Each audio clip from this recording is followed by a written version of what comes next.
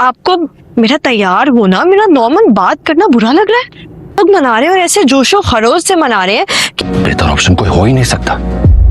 اسے بتانے کے لیے ولیمے سے زیادہ. مرحا کے ولیمے کے بعد نا ہم ایک فیملی ڈنر پہ جائیں گے. یہ صحیح نہیں ہے اسود. انفیکٹ انسان کسی سے نفرت کرتا ہے